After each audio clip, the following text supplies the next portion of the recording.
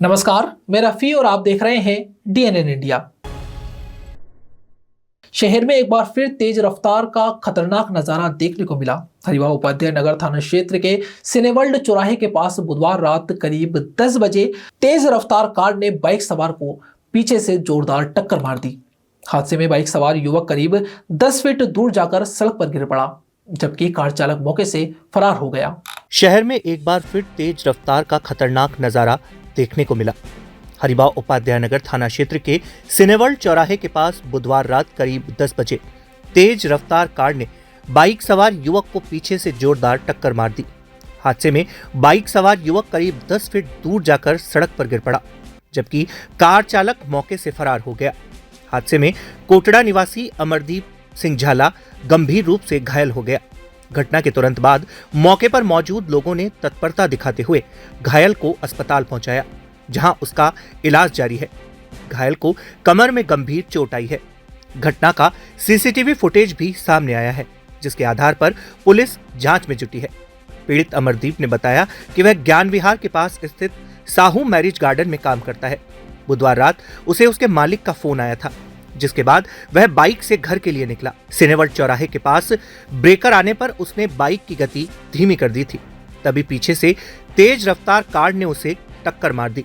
टक्कर इतनी जबरदस्त थी कि अमरदीप सड़क पर दूर जाकर गिरा और गंभीर रूप से घायल हो गया। आसपास मौजूद लोगों ने तत्काल एम्बुलेंस की मदद से उसे अस्पताल पहुंचाया। घटना की सूचना उसके मालिक द्वारा हरिबा उपाध्याय नगर थाना पुलिस को दी गई। फिलहाल पुलिस सीसीटीवी फुटेज के आधार पर फरार कार और उसके चालक की पहचान में जुटी है। पीड़ित ने आरोपी चालक के खिलाफ सख्त से सख्त कार्यवाही की मांग की है। मेरा नाम अमरदीप है, मैं साहू मैरिज पैलेस में काम करता हूँ। मुझे सेठ जी का फोन आया था कि घर कोई काम है, तो मैं ऐसे गार्डन से निकला ही था। निकलने के बाद में मैं गया था तो अपने सिनेवर्ल्ड पे स्पीड ब्रेकर है, वहाँ पे धीरे करी थी मैंने गाड़ी। तो धीरे करने के बाद में स्पीड से पीछे से कोई गाड़ी आई, उसका गाड़ी का नंबर है RJ01CE 5063। उसने भाई ने उड़ा के और टक्कर मार के चल गया। मैं गंभीर रूप से घायल हो गया। आस पड़ोस की मदद से मेरे को हॉस्पिटल में जाया गया। अच्छा, कब की घटना है ये रात को 9:40 की घटना है। कार स्विफ्ट डिजायर थी या सियाज थी, दोनों में से कंफ्यूज हूँ मैं। रात को इतना वो नहीं था मेरे पे। अभी सीसीटीवी कहाँ चोट आई है? मेरे कमर में चोट आई है। मध्य प्रदेश के खिलचीपुर जिला राजगढ़ की रहने वाली नेशनल साइकिलिस्ट और एथलीट आशा मालवीय देश के 78 स्थानों के 78,000 किलोमीटर लंबे साइकिल अभियान पर निकली हैं।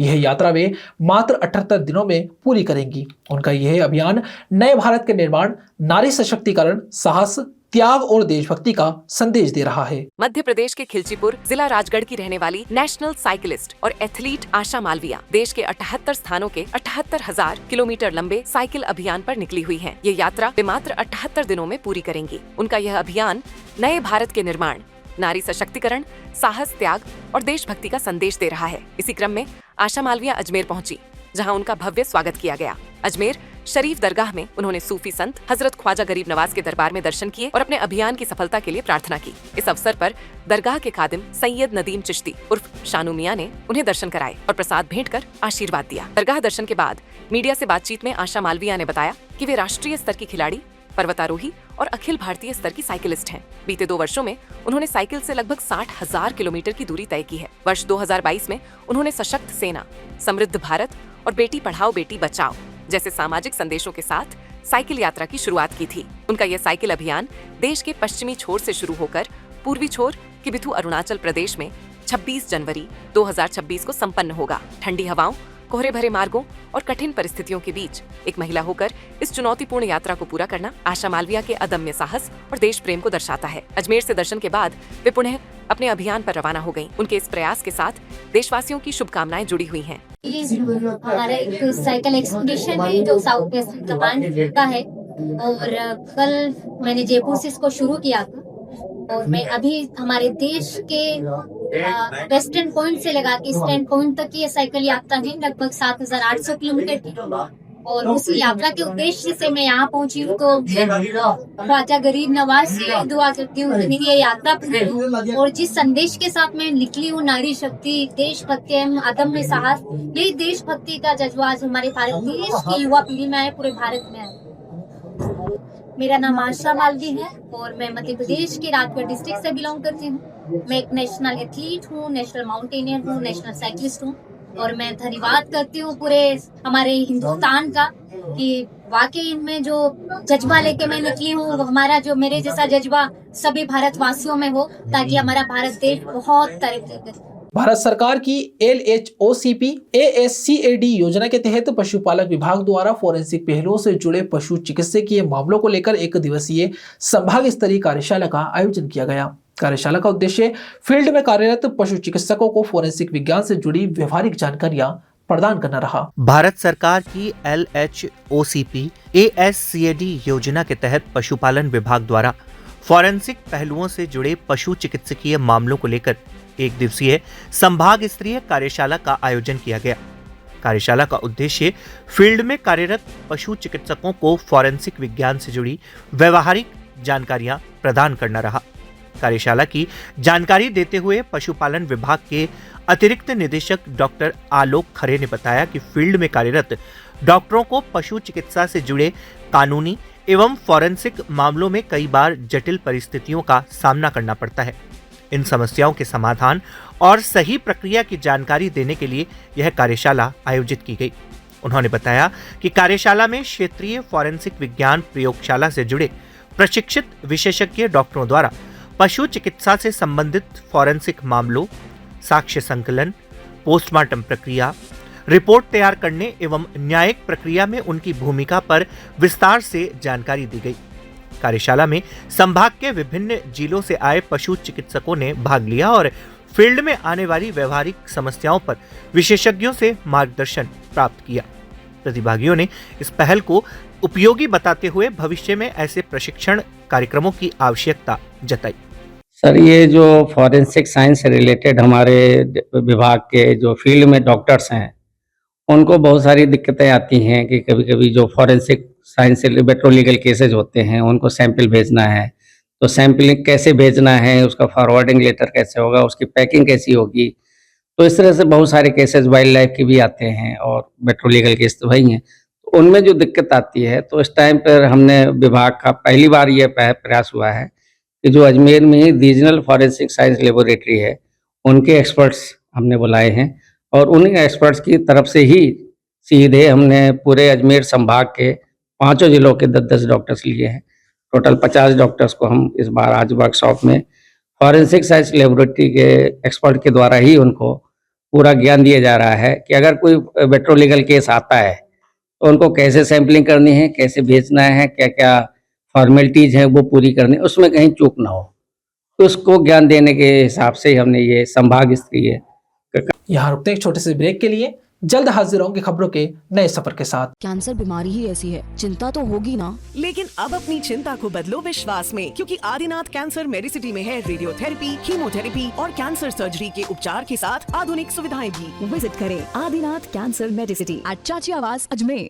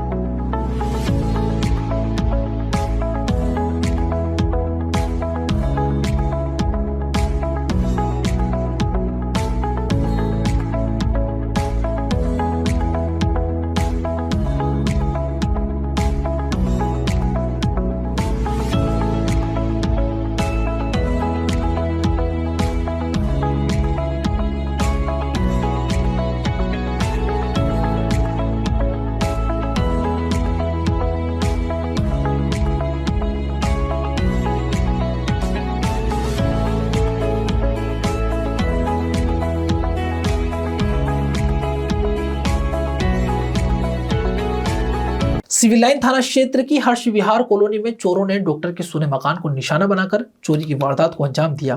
चोर घर से 22,000 रुपए नकदी सहित सोने चांदी के आभूषण चोरी करके फरार हो गए। सिविल लाइंस थाना क्षेत्र की हर्ष विहार कॉलोनी में चोरों ने डॉक्टर के सोने मकान को निशाना बनाकर चोरी की वारदात को अंजाम दिया। चोर घर से 22,000 रुपए नकदी सहित सोने चांदी के आभूषण चोरी कर फरार हो गए। घटना के समय पीड़ित परिवार घर पर मौजूद नहीं था। पीड़िता डॉक्टर प्रतिभा शर्मा ने बताया कि वह अपनी बेटी से मिलने देहरादून गई हुई थी। इसी दौरान अज्ञात चोरों ने उनके मकान के ताले तोड़कर घर के अंदर प्रवेश किया और अलमारी में रखी नकदी व कीमती आभूषण चुरा लिए। चोरी की जानकारी उस समय सामने आई जब पड़ोसियों ने घर के ताले टूटे हुए देखे और तुरंत उनको सूचना दी। सूचना मिलते ही सिविल लाइंस थाना पुलिस मौके पर पहुंची और घटनास्थल का निरीक्षण किया। मकान में लगे सीसीटीवी कैमरों की जांच में एक अज्ञात युवक चोरी करते हुए कैद हुआ है। पीड़िता की ओर से सिविल लाइंस थाने में चोरी का मामला दर्ज करवाया गया है। फिलहाल पुलिस सीसीटीवी फुटेज के आधार पर अज्ञात चोर की पहचान और गिरफ्तारी के प्रयास में जुटी है। आसपास के इलाकों में भी संदिग्धों से पूछताछ की जा रही है। 3 तारीख को मैं और मेरे हस्बैंड, हम दोनों ही रहते हैं घर में। मेरी बेटी देहरादून में डीएम कर रही है, उसके पास मिलने के लिए गए थे, उसके छोटे बच्चे को संभालना था। वहाँ से 11 तारीख को हस्बैंड को अचानक लगा कि मैं एक बार जाके आता हूँ अजमेर। जब वो अजमेर पहुँचे यहाँ तो जो मेन दरवाजे, जो मेन गेट पर तो ताला लगा हुआ था, लेकिन अंदर जो प्रवेश द्वार है कमरे का, उसमें ताला नहीं था और अंदर सारे करीब 3-4 कमरों में सभी जगह लाइट चल रही थी और पंखे चल रहे थे। तो शायद चोर ने ये सोचा होगा कि लोगों को ये नोशन रहे, क्योंकि 7:15 बजे का टाइम था, तो लोगों को ये रहे कि भाई ये लोग घर आ गए हैं, किसी को शक ना हो। उसने अंदर जाकर के 2 कमरों में, जो बेडरूम है और एक और कमरा है जिसमें बेड लगा हुआ है, उसकी वार्डरोब को खोल करके सारे सामान को इतना अस्त व्यस्त किया, और क्योंकि ज़्यादा शायद सामान उसकी पहुंच में नहीं रहा, और उसके साथ एक लड़का भी मदद कर रहा था, उसको संकेत दे रहा था कि गली में कब लोगों का आना जाना हो रहा है टॉर्च की लाइट से। फुटेज में कितने लोग नजर आते हैं? सीसीटीवी फुटेज में कितने लोग नजर आते? नहीं, लोग तो गली में घूमते हुए आस पड़ोस के सब दिख रहे थे। अंदर घुसते हुए केवल एक यही लड़का घुसा था, और बाहर इसका कोई साथी था जो उसको संकेत दे रहा था कि किस समय सुरक्षित है अंदर घुसने के लिए या बाहर निकलने के लिए। क्या क्या गया? हाँ, तो सोने की चेन चली गई 2 तोले की। वो 2 तोले की मैंने 2 तोले की वो चली गई। इसके अलावा 22,000 का कैश था। कुछ सिक्के विक्के होंगे तो पता नहीं है, लेकिन 22,000 कैश लगे रखा हुआ था घर में। और इसके अलावा मेरे गोल्ड प्लेटेड कान के मैंने फंक्शन के लिए रखे हुए भारी भारी, वो मेरे 8 जोड़ी चले गए। और क्योंकि शायद उसको ये डर रहा होगा, उसके साथी ने उसको संकेत दिया होगा कि कोई आ सकता है, इस चक्कर में वो यही सामान चुरा पाया और भाग गया। ये 7:15 बजे, क्योंकि सीसीटीवी फुटेज से देखने पर पता पड़ा। पहले तो डॉक्टर साहब ने वकील को, पुलिस को बुलाया, पुलिस ने मौका मुआयना किया, सारी स्थिति को देखा। वो उसका फिर फुटेज हम लोगों ने कल, क्योंकि मैं परसों रात को 12 बजे के करीब देहरादून से आई थी, और क्योंकि मुझे पुख्ता करना था कि मेरी अलमारी में से क्या क्या चीज़ मिसिंग है, तो रिपोर्ट कर दी है। 9 तारीख की 7:15 बजे के करीब सीसी फुटेज से पता पड़ा है कि 7:15 और कुछ सेकंड ऊपर होने पर वो आदमी एंटर हुआ है, और फिर वो 15 मिनट के अंदर सब कुछ कर के चला गया। मतलब 7:27 के करीब वो निकल गया था यहाँ से फुटेज के साथ। वो तो मैंने आपको बताया ना कि 2 तोला सोने की चेन गई है एक तो, और एक वो ईयर जो कान के बुंदे होते हैं वो थोड़े भारी थे, वो 8 जोड़ी चले गए। वो चांदी के थे, जो सोने का पानी चढ़े हुए थे, वो नहीं इतने महंगे नहीं रहे होंगे, शायद ज़्यादा से ज़्यादा 35-40 हज़ार का होगा। भारत मुक्ति मोर्चा के बैनर तले उड़ीसा में 26 दिसंबर से 30 दिसंबर तक प्रस्तावित राष्ट्रीय अधिवेशन की अनुमति रद्द किए जाने के विरोध में शुक्रवार को अजमेर संभाग मुख्यालय पर विभिन्न मोर्चों से जुड़े कार्यकर्ताओं ने संयुक्त रूप से धरना प्रदर्शन किया। भारत मुक्ति मोर्चा के बैनर तले उड़ीसा में 26 दिसंबर से 30 दिसंबर तक प्रस्तावित राष्ट्रीय अधिवेशन की अनुमति रद्द किए जाने के विरोध में अजमेर संभाग मुख्यालय पर आज विभिन्न मोर्चों से जुड़े कार्यकर्ताओं ने संयुक्त रूप से धरना प्रदर्शन किया। प्रदर्शनकारियों ने जिला कलेक्टर के माध्यम से महामहिम राष्ट्रपति के नाम ज्ञापन सौंपकर विरोध दर्ज करवाया। राष्ट्रीय मुस्लिम मोर्चा के जिलाध्यक्ष रियाज अहमद मंसूरी ने बताया कि सरकार द्वारा पहले अधिवेशन की अनुमति दी गई थी, लेकिन कार्यक्रम की व्यापक तैयारियों और देश भर में सहभागिता को देखते हुए बाद में अनुमति को निरस्त कर दिया गया। उन्होंने इसे सरकार की दोहरी नीति करार देते हुए कहा कि इस निर्णय से देश भर में मोर्चा से जुड़े कार्यकर्ताओं में गहरा असंतोष व्याप्त है। उन्होंने बताया कि इसी के विरोध स्वरूप आज अजमेर में शांतिपूर्ण धरना प्रदर्शन किया गया और महामहिम राष्ट्रपति के नाम ज्ञापन सौंपा गया। साथ ही चेतावनी दी गई कि यदि सरकार ने इस मामले पर सकारात्मक निर्णय नहीं लिया तो आंदोलन को और तेज किया जाएगा। रियाज अहमद मंसूरी ने यह भी जानकारी दी कि आगामी 22 फरवरी को नागपुर में एक विशाल महारैली का आयोजन किया जाएगा, जिसमें देश भर से बड़ी संख्या में कार्यकर्ता भाग लेंगे। धरने पे इसलिए बैठे हैं, भारत मुक्ति मोर्चा वाम सेब के जितने भी विंग है, सबने जो है एक कटक के अंदर उड़ीसा में एक प्रोग्राम रखा था, महासभा रखी थी। उसके अंदर लाखों की संख्या में लोग उपस्थित होने वाले थे, तो सबने तैयारी की थी और हमें परमिशन भी दी गई थी। परमिशन के बावजूद जब हमने सारी तैयारी कर ली, करोड़ों रुपए हमारा उसमें व्यय हुआ, खर्च हुआ, और इंडिया के तमाम राज्यों से और हर जिलों से वहाँ जो है हमारे कार्यकर्ता पहुँचने वाले थे। कईयों ने रिजर्वेशन भी करवा लिया था। उसके बावजूद ऐन वक्त पे सरकार ने, वहाँ की राज्य सरकार ने और केंद्र सरकार ने हमारी जो है परमिशन को रद्द कर दिया गया। उसी के विरोध में आज हमारा ये जो है धरना प्रदर्शन है यहाँ पे। और इसके बाद में अभी हमारा 22 फरवरी को एक बड़ा जो है नागपुर के अंदर जो है महारैली होने जा रही है। उसकी तैयारी में भी हम लगे हुए हैं।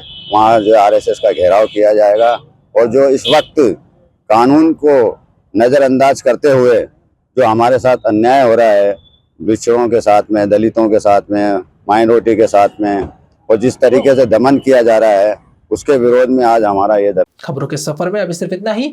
फिर हाजिर होंगे खबरों के नए सफर के साथ। तब तक के लिए दीजिए इजाजत। नमस्कार।